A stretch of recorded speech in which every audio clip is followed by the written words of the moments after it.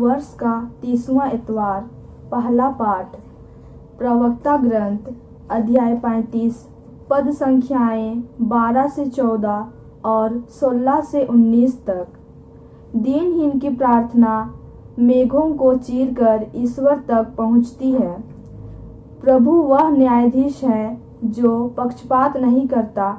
वह दरिद्र के साथ अन्याय नहीं करता और पथ दलित की पुकार सुनता है। वह विनय करने वाले, अनाथ अथवा अपना दुखड़ा रोने वाली विधवा का तिरस्कार नहीं करता।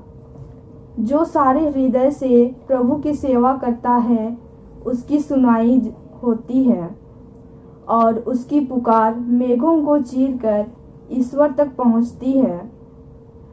वह तब तक आग्रह करता रहता जब तक सर्वोच्च ईश्वर और उस पर दया दृष्टि ना करे और धर्मियों को न्याय ना दिलाए। प्रभु देर नहीं करेगा, वह शीघ्र ही उसके पक्ष में निर्णय देगा। प्रभु की वाणी। ईश्वर को धन्यवाद। दूसरा पाठ तिमोथी के नाम संत पौलुस का दूसरा पत्र अध्याय 4 पद संख्याएं 6 से 8 और 16 से 18 तक। मेरे लिए धार्मिकता का मुकुट तैयार है। मैं प्रभु को अर्पित किया जा चुका हूँ। मेरे चले जाने के समय आ गया है। मैं अच्छी लड़ाई लड़ चुका हूँ, अपनी दौड़ पूरी कर चुका हूँ और पूर्ण रूप से ईमानदार रहा हूँ। अब मेरे लिए धार्मिकता का वह मुकुट तैयार है जिससे न्याय विचारपति प्रभु मुझे उस दिन प्रदान करेंगे। प्रभु को ही नहीं बल्कि उन सबों को जिन्होंने प्रेम के साथ उनके प्रकट होने के दिन की प्रतीक्षा की है। जब मुझे पहली बार कचहरी में अपनी सफाई देनी पड़ी तो किसी ने मेरा साथ नहीं दिया, सबों ने मुझे छोड़ दिया।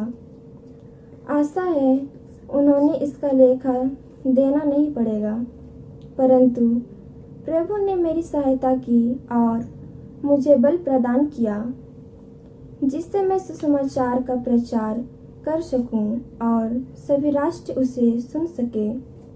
मसीह के मुंह से बच निकला, प्रभु मुझे दुष्टों के हार फंदे छुड़ाएंगे। वह मुझे सुरक्षित रखेगा और अपने स्वर्ग राज तक पहुंचा देगा।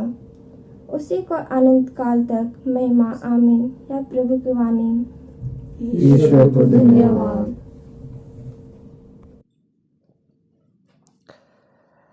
संत लूकस के अनुसार पवित्र सुसमाचार अध्याय 18 वचन संख्या 9 से 14 तक। कुछ लोग बड़ी आत्मविश्वास के साथ अपने को धर्मी मानते और दूसरों को तुच्छ समझते थे। यीशु ने ऐसे लोगों के लिए यह दृष्टांत सुनाया। 2 मनुष्य प्रार्थना करने के लिए मंदिर गए, एक फरीसी और दूसरा नाकेदार।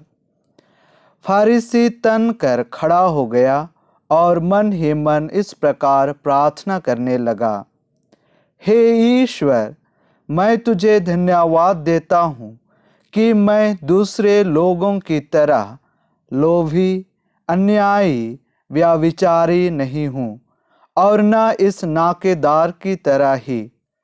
मैं सप्ताह में 2 बार उपवास करता हूँ और अपनी सारी आय का 10वांश चुका देता हूँ। नाकेदार कुछ दूरी पर खड़ा रहा।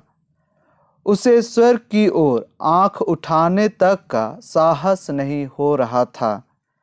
वह अपनी छाती पीट पीट कर यह कह रहा था, हे ईश्वर, मुझ पापी पर दया कर। मैं तुमसे कहता हूँ, वह नहीं बल्कि यही पाप मुक्त होकर अपने घर गया।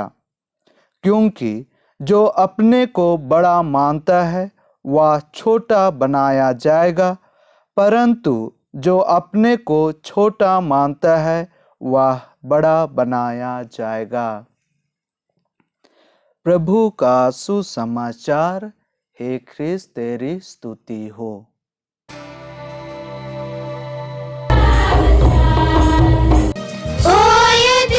उसका पालन करो। ख्रिस्त में प्यारे भाइयों बहनों, आज